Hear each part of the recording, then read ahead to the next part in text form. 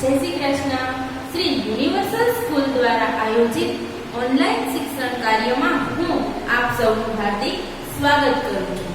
તો બાળ મિત્રો, આજે આપણે વિષય ગુજરાતીમાં પાઠ 7 એમાં લેક્ચર 2 એની સમજૂતી મેળવવાની છે. તો બાળ મિત્રો, આપણે લેક્ચર 1 માં પાઠ કલાકારની ભૂલ એ આપણે સમજ્યા હતા. તો એમાં આપણે શું સમજ્યા હતા? તો કે એક કલાકાર છે, પણ શેનો કલાકાર છે? તો એ મૂર્તિઓ બનાવે છે.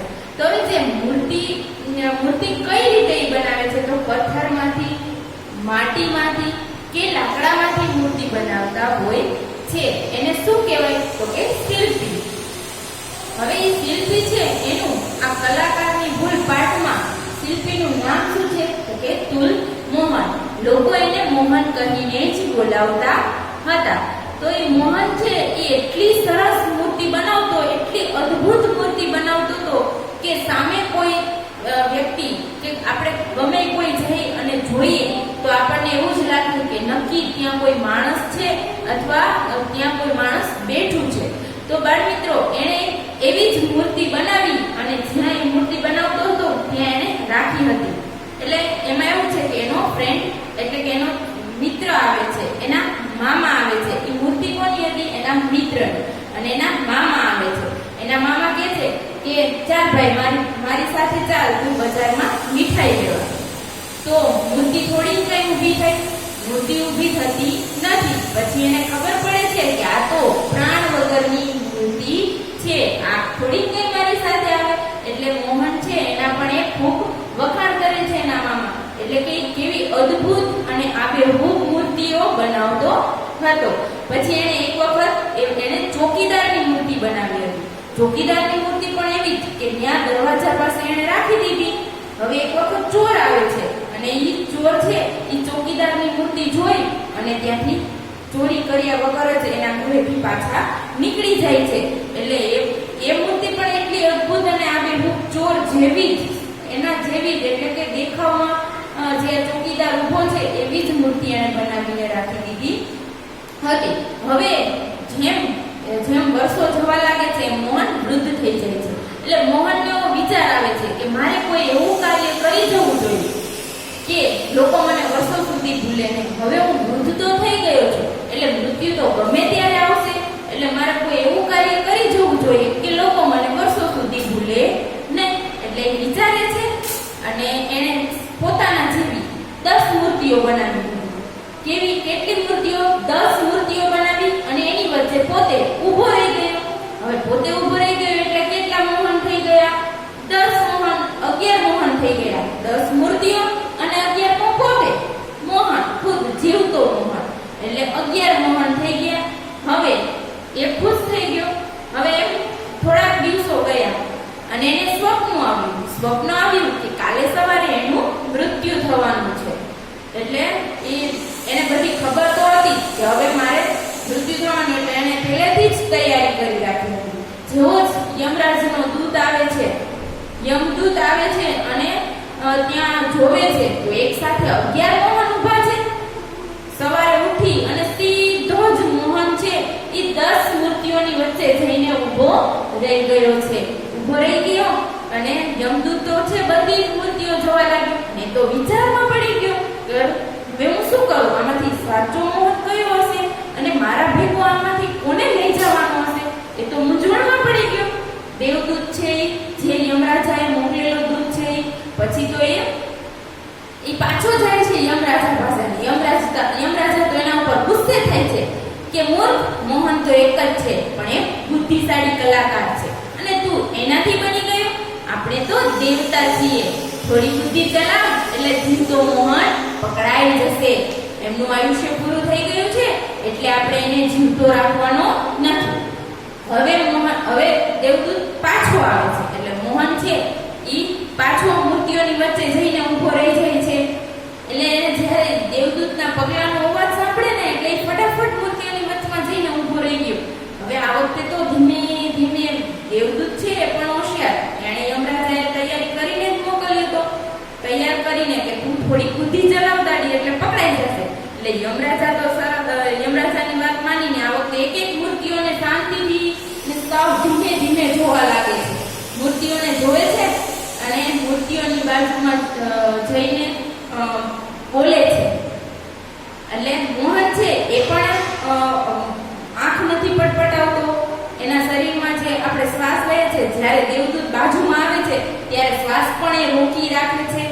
એટલે હવે પાછળ યમદૂત છે એ બોલે છે બાજુમાં જઈને મૂર્તિઓની કે ભાઈ મોહન, તું ચતુર છો, કલાકાર છો, મૂર્તિઓ સર્જવામાં નિષ્ણાંત છો, પણ આ મૂર્તિઓમાં એક તુચ્છ ભૂલ રહી ગઈ છે. તુચ્છ એટલે કે સાવ નાની એવી ભૂલ રહી ગઈ છે. જો એ ભૂલ ન હોત તો તારી મૂર્તિઓની કિંમત તો બહુ ઊંચી આવત. એમ કે આની તો એક ભૂલ છે, એના હિસાબે તારી આ મૂર્તિઓની કાંઈ કિંમત છે નહીં. ઓહ, એમ કરી અને મોહન તો એકદમ બોલી ઉઠ્યો કે શી ભૂલ છે? જો બાળ મિત્રો, કલાકાર છે એમાં કાંઈક તો કોઈ એની ભૂલ કાઢે. હવે આપણે જ છીએ, આપણે જો આટલું સરસ કામ કરતા હોય અને જો આપણે કોઈ જરાક એવું કહી દે કે આ તમારી ભૂલ છે, એટલે આપણે સીધું એને પૂછીએ ને કે શું ભૂલ છે. એવી જ રીતે મોહને એને પૂછી લીધું કે શું ભૂલ છે મારી મૂર્તિઓમાં. એટલે તરત જ દેવદૂતે કહી દીધું, જે યમરાજાએ મોકલેલું જે દૂત હતું એને તરત જ કહી દીધું કે બસ તારી આ જ એક ભૂલ છે, બીજી મૂર્તિઓમાં તો ભાઈ કાંઈ ભૂલ નથી. તું જે આ બોલી ગયો ને એ જ તારી ભૂલ છે. એટલે ચાલ હવે તું મારી સાથે ચાલ. યમરાજાએ મને તને લેવા માટે કહ્યું, તારું આયુષ્ય પૂરું થઈ ગયું છે એટલે તારે હવે પૃથ્વી ઉપર રહેવાનું નથી. અને મોહન છે એ પણ સમજી જાય છે, કે હવે મારે જવાનો ટાઈમ આવી ગયો છે. તો બાળ મિત્રો, હવે આપણે એના કેટલાક પ્રશ્ન સમજીએ.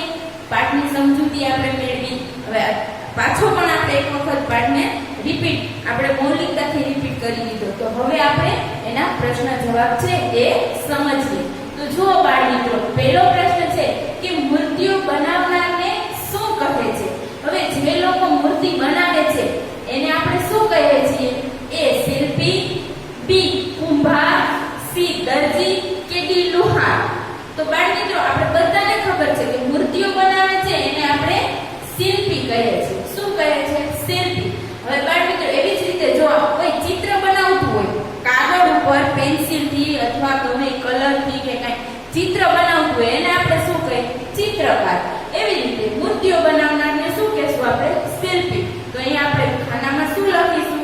એનો ક્રમ અક્ષર છે એ, એટલે આપણે અહીં ખાનામાં લખીશું એ. હવે જો કુંભાર પણ ન કહેવાય. કુંભાર શું બનાવે? માટલા બનાવે છે. હવે દરજી છે એ શું કરે? એ કપડા સીવે છે. ડી લુહાર. લુહાર શું કરે છે બાળ મિત્રો? તો એ લોખંડના ઓજારો બનાવે છે. એવી જ રીતે હવે આપણે બીજો પ્રશ્ન જોઈએ કે શિલ્પીનું પૂરું નામ ખાલી જગ્યા હતું. હવે આપણા કલાકારની ભૂલ પાઠમાં જે શિલ્પી જે મૂર્તિઓ બનાવે છે એનું નામ શું છે? આપણે એ કહેવાનું છે. તો આપણે પહેલું જોઈએ, એ તુલમોહન, બી મનમોહન, સી રામમોહન કે ડી મોહનલાલ? તો બાળ મિત્રો, આપણે બધાને ખબર છે શું હતું શિલ્પીનું નામ? તુલમોહન. તો આપણે અહીં ખાલી જગ્યામાં પૂછાય આપણે કે શિલ્પીનું પૂરું નામ ખાલી જગ્યા હતું, તો આપણે લખીશું તુલમોહન. શું લખીશું? તુલમોહન. હવે એનો ક્રમ અક્ષર છે બી. અહીંયા આપણે વિકલ્પ પૂછ્યું છે તો આપણે એનો ક્રમ અક્ષર છે એ, તો આપણે અહીં લખીશું એ. હવે એવી જ રીતે અહીંયા ત્રીજો પ્રશ્ન આપણે જોઈએ કે મોહન કેવી મૂર્તિઓ બનાવતો હતો? મોહન કેવી મૂર્તિ બનાવતો હતો બાળ મિત્રો? તો મોહન છે મોહન છે એ સરસ મજાની માણસ જેવો માણસ જ પથ્થરમાંથી અથવા માટીમાંથી બનાવી દે છે. તો એ કેવી મૂર્તિ કહેવાય કે અદ્ભુત અને આબેહૂબ મૂર્તિ, એટલે કે હૂબહૂ માણસ જેવો માણસ છે એવી જ મૂર્તિ બનાવે. એટલી સરસ મજાની મોહનમાં કલા હતી. તો જોઈએ કે મોહન કેવી મૂર્તિઓ બનાવતો હતો? મોહન અદ્ભુત અને આબેહૂબ મૂર્તિઓ બનાવતો હતો. હવે મોહનના મામા, આગળનો પ્રશ્ન આપણે જોઈએ કે મોહનના મામા મોહનના મિત્રને બજારમાં મીઠાઈ લેવા લઈ ગઈ. સાચું કે ખોટું? તો બાળ મિત્રો, એ મોહનનો મિત્ર હતો. હા, દેખાવમાં તો એના મિત્ર જેવો જ લાગતો હતો, પણ એનો મિત્ર હતો નહીં. શું હતું? એ એક પથ્થરમાંથી અથવા માટીમાંથી બનાવેલી મૂર્તિ હતી. હવે મૂર્તિ કોઈ દિવસ મામાની સાથે ચાલીને જાય? જીવંત થોડી હતી, એ તો એક બનાવેલી માણસથી બનાવેલી એક મૂર્તિ જ હતી. તો અહીંયા શું આવશે, સાચું કે ખોટું? તો બાળ મિત્રો અહીં આવશે આપણો જવાબ ખોટું, કારણ કે મોહનનો મિત્ર છે એ તો એક મૂર્તિ હતો, એટલે મૂર્તિ કોઈ દિવસ બજારમાં જાય નહીં. એટલે મોહનના મામા મોહનના મિત્રને બજારમાં મીઠાઈ લેવા લઈ ગઈ, એ ખોટું હતું, મૂર્તિ સાથે જાય નહીં. પાંચમો પ્રશ્ન જોઈએ કે ચોકીદારની મૂર્તિ જોઈ અને ચોર શા માટે ભાગી ગયા? હવે બાળ મિત્રો આપણે ખબર જ છે કે મોહન છે સરસ મજાની હુબહુ એટલે કે એના જેવું જ. હવે અહીંયા મૂર્તિ કોની બનાવે છે? તો કે ચોકીદારની મૂર્તિ એટલી સરસ બનાવીને મૂકી દે છે એટલે ચોર એને જોઈને ભાગી જાય છે. જુઓ એનો પ્રશ્ન, આપણે એનો જવાબ જોઈએ કે મોહને ચોકીદારની મૂર્તિ એવી આબેહૂબ બનાવી હતી કે ચોર એને સાચો ચોકીદાર માનીને ત્યાંથી ભાગી ગયા. ચોર છે એ સાચો ચોકીદાર માની જાય છે અને તે ભાગી જાય છે, કારણ કે એને એમ થાય છે કે ત્યાં કોઈ માણસ બેઠું છે, એટલે ઘરમાં ચોરી કરવા જવાય નહીં. જો ચોરી કરવા જાશું અને પોલીસમાં ફરિયાદ કરી દે તો કારણ વગરના પકડાઈ જાય અથવા માર ખાવો પડે. એટલે એ એમ સમજીને કે ત્યાં કોઈ માણસ છે, કોઈ જાગે છે, એટલે ચોરી થશે નહીં એમ વિચાર્યું ચોર ત્યાંથી ભાગી જાય છે. હવે છઠ્ઠો પ્રશ્ન, વૃદ્ધ થતા મોહને શું વિચાર્યું? બાળ મિત્રો, મોહનને ઘણા વર્ષો સુધી સરસ મજાની મૂર્તિઓ બનાવી હતી. હવે એને એવો વિચાર આવે છે કે મારે કોઈ એવું કાર્ય કરી જવું જોઈએ કે લોકો મને વર્ષો સુધી ભૂલે નહીં અને મને યાદ રાખે. તો એને વૃદ્ધ થતા એને શું વિચાર્યું? તો વૃદ્ધ થતા મોહને વિચાર્યું કે હવે મૃત્યુ નજીક છે. શું મૃત્યુ? તો ગમે એ માણસ છે, જે માણસ છે એનું, જેનામાં જીવ છે એનું મૃત્યુ નક્કી છે, જન્મ છે એનું મરણ નક્કી છે. એટલે વૃદ્ધ તો થઈ ગયો હતો, એટલે કે ગમે ત્યારે હવે મારું મૃત્યુ થઈ શકે છે. એટલે મારે કોઈ એવું કાર્ય કરી જવું જોઈએ, કે લોકો મને વર્ષો સુધી ભૂલે નહીં. એટલે એ સરસ એ શું કર્યું હતું? એને વૃદ્ધ થતા એને વિચાર્યું કે શું વિચારે છે મોહન. આપણે ખાલી એ જ કહેવાનું છે કે વૃદ્ધ થતા મોહને વિચાર્યું કે હવે મારું મૃત્યુ નજીક છે, મારે કોઈ એવું કાર્ય કરી જવું જોઈએ કે લોકો મને વર્ષો સુધી ભૂલે નહીં. તો હવે આપણે પાછા ફરીથી એક વખત જોઈ જઈએ કે મૂર્તિઓ બનાવનારને શું કહે છે? તો એ શિલ્પીનું પૂરું નામ ખાલી જગ્યા હતું. તો ખાલી જગ્યા પૂછે તો આપણે કુલ મોહન લખવાનું છે. જ્યારે વિકલ્પમાં પૂછાય તો આપણે એનો ક્રમ અક્ષર છે એ લખવાનો છે. તો એનો ક્રમ અક્ષર છે એ. તો આપણે અહીં ખાનામાં લખીશું એ. હવે આપણે જોઈએ કે મોહન કેવી મૂર્તિઓ બનાવતો હતો? તો મોહન અદ્ભુત અને આબેહૂબ મૂર્તિઓ બનાવતો હતો. મોહનના મામા મોહનના મિત્રને બજારમાં મીઠાઈ લેવા લઈ ગયા. શું લઈ ગયા હતા? ના, આ વાક્ય ખોટું છે, કારણ કે મોહનનો મિત્ર નતો, એ તો એક મૂર્તિ હતી. ચોકીદારની મૂર્તિ જોઈને ચોર શા માટે ભાગી ગયા? તો મોહને ચોકીદારની મૂર્તિ એવી આબેહૂબ બનાવી હતી કે ચોર એને સાચો ચોકીદાર માની અને ત્યાંથી ભાગી ગયા. વૃદ્ધ થતા મોહને શું વિચાર્યું? વૃદ્ધ થતા મોહને વિચાર્યું કે મારે કોઈ એવું કાર્ય કરી જવું જોઈએ કે લોકો મને વર્ષો સુધી ભૂલે નહીં. તો બાળ મિત્રો, હવે આપણે આગળનો પ્રશ્ન જોઈએ કે મોહને પોતાના જેવી આબેહૂબ કેટલી મૂર્તિઓ બનાવી? આબેહૂબ એટલે કે એના જેવી જ, હુબહુ એટલે કે આબેહૂબ એટલે કે એના જેવી જ, એમાં કાંઈ ભૂલ આપણે કાઢી શકીએ નહીં એવી એને કેટલી મૂર્તિઓ બનાવી હતી? એ 10, બી 15, સી 11 કે ડી 21? તો બાળ મિત્રો, એને 11 છે એ તો પોતે ઊભો રહે છે ત્યારે 11 મોહન થાય છે. એટલે એને મૂર્તિઓ કેટલી બનાવી હોય?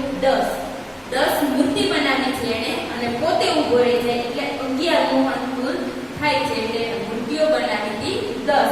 તો આપણે અહીં 10 ની નીચે લીટો કરીએ અને એ છે એનો ક્રમ અક્ષર એ આપણે અહીં ખાનામાં લખ્યું કે એ છે એને 10 મૂર્તિઓ બનાવી હતી. કેટલી મૂર્તિઓ બનાવી હતી બાળ મિત્રો? 10 મૂર્તિઓ બનાવી હતી. હવે આપણે જોઈએ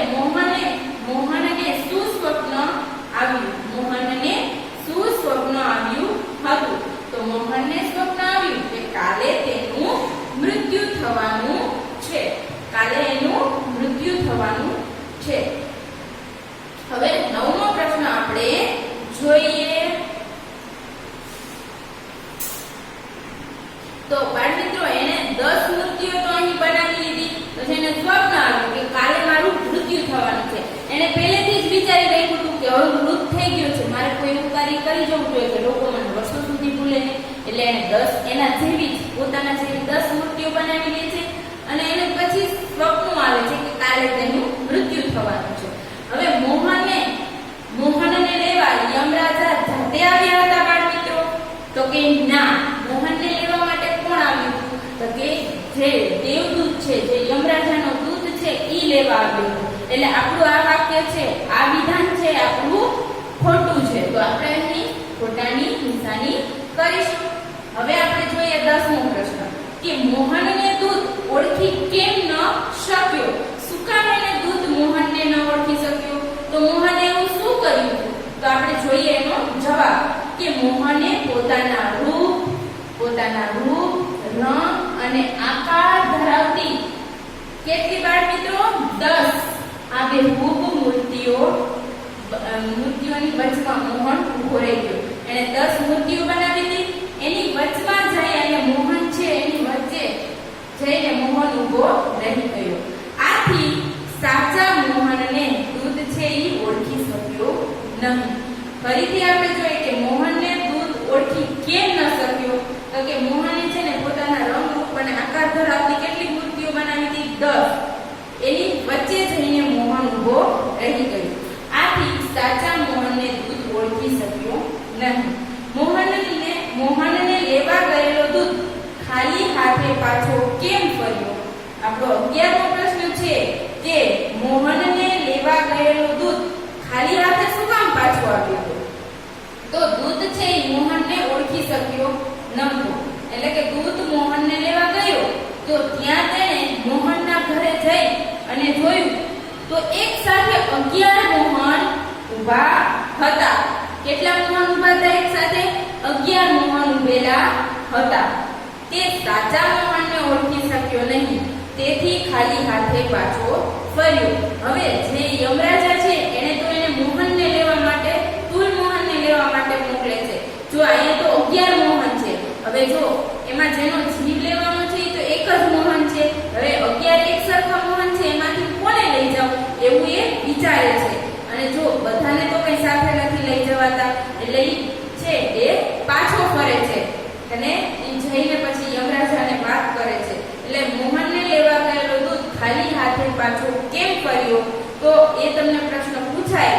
તમારે લખો દૂત મોહનને લેવા ગયો, તેણે મોહનના ઘરે જઈને જોયું તો એક સાથે 11 મોહન છે ઉભેલા હતા.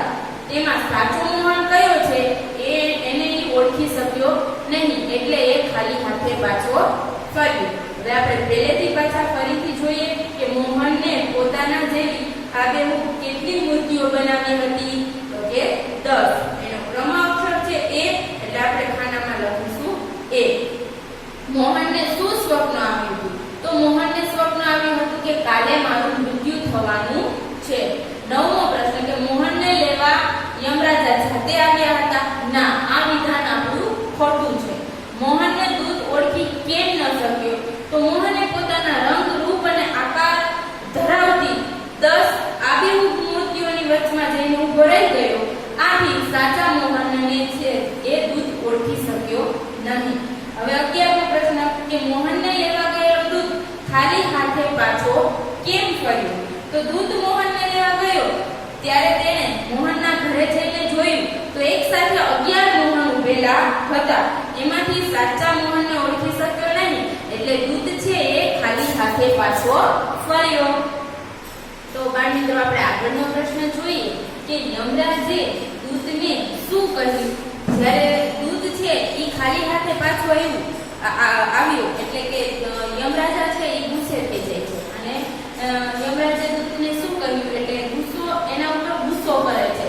યમરાજે દૂતને કહ્યું કે મૂર્ખ, મોહન એક જ છે પણ એ બુદ્ધિશાળી કલાકાર છે. મૂર્ખ, એટલે મૂર્ખ કોને કહે છે? દૂતને કહે છે કે મૂર્ખ, મોહન છે, પણ એ બુદ્ધિશાળી કલાકાર છે. અને તું એનાથી બની ગયો છે, તું એનાથી બની ગયો છે. આપણે દેવતા છીએ. આપણે શું છીએ? આપણે દેવતા છીએ. થોડી બુદ્ધિ ચલાવ એટલે જીવતો મોહન પકડાઈ જશે. એનું આયુષ્ય પૂરું થઈ ગયું છે એટલે આપણે એને જીવતો રાખવાનો નથી. હવે યમરાજ છે દૂધ ઉપર એકદમ ગુસ્સે થઈ જાય છે અને એને કહે છે, એને દૂધને કહ્યું કે મૂર્ખ, મોહન એક જ છે પણ એ બુદ્ધિશાળી કલાકાર છે અને તું એનાથી બની ગયો. એટલે કે તું એનાથી બની ગયો એટલે કે તું એની ઝાડમાં ફસાઈ ગયો, કે તું એને લીધા વગર જ પાછો આવી ગયો, કે તું એનાથી બની ગયો. આપણે દેવતા છીએ. થોડી બુદ્ધિ ચલાવ એટલે જીવતો મોહન છે એ પકડાઈ જશે. એનું આયુષ્ય પૂરું થઈ ગયું છે. એનું જે જીવવાનો સમય હતો એ પૂરો થઈ ગયો.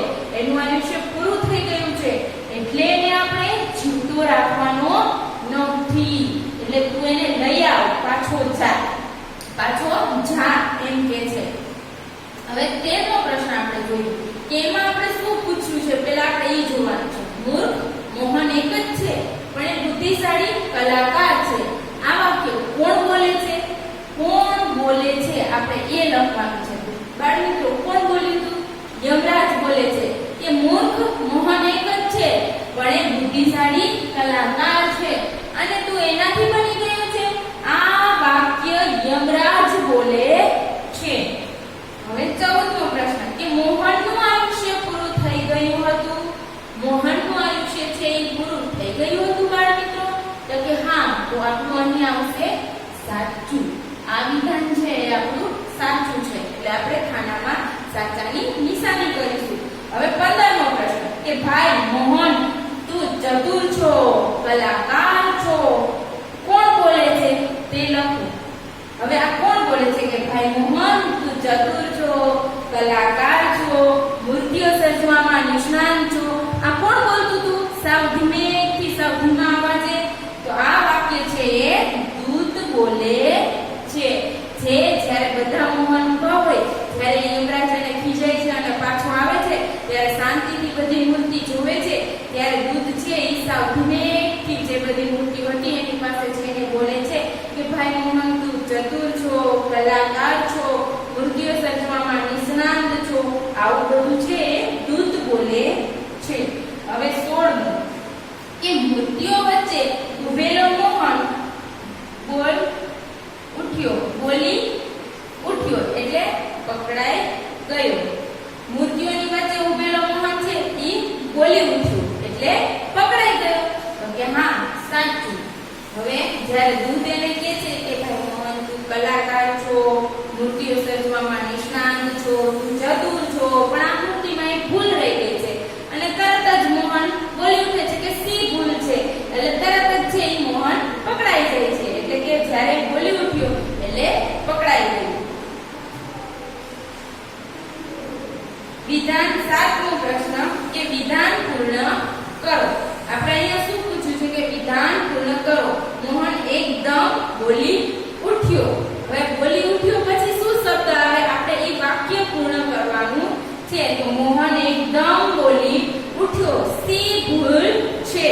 એટલે શું આપણે એ વાક્ય આખું પૂર્ણ કરવાનું છે. જે અધૂરું પૂછ્યું કે મોહન એકદમ બોલી ઉઠ્યો, તો મોહન એકદમ બોલી ઉઠ્યો એ સી ભૂલ છે. આ લખીએ એટલે આપણું વાક્ય પૂર્ણ થાય. આપણે ફરીથી જોઈએ કે યમરાજે દૂતને શું કહ્યું? યમરાજે દૂતને કહ્યું, મૂર્ખ, મોહન એક જ છે પણ એ બુદ્ધિશાળી કલાકાર છે અને તું એનાથી બની ગયો. આપણે દેવતા છીએ. થોડી બુદ્ધિ ચલાવ એટલે જીવતો મોહન પકડાઈ જશે. એમનું આયુષ્ય પૂરું થઈ ગયું છે એટલે આપણે એને જીવતો રાખવાનો નથી. 13મો પ્રશ્ન કે મૂર્ખ, મોહન એક જ છે પણ એ બુદ્ધિશાળી કલાકાર છે. આ વાક્ય છે એ યમરાજ બોલે છે. મોહનનું આયુષ્ય પૂરું થઈ ગયું હતું એ વિધાન આપણું સાચું છે. ભાઈ મોહન, તું ચતુર છો, કલાકાર છો. કોણ બોલે છે? કે આ દૂત બોલે છે. મૂર્તિઓની વચ્ચે ઉભેલો મોહન બોલી ઉઠ્યો એટલે પકડાઈ ગયો. હવે શું પકડાઈ ગયો? મોહન છે એ પકડાઈ ગયો. તો કે આ વિધાન આપણું સાચું છે. વિધાન પૂર્ણ કરો. એટલે કે મોહન એકદમ બોલી ઉઠ્યો. આપણે આ વિધાન પૂર્ણ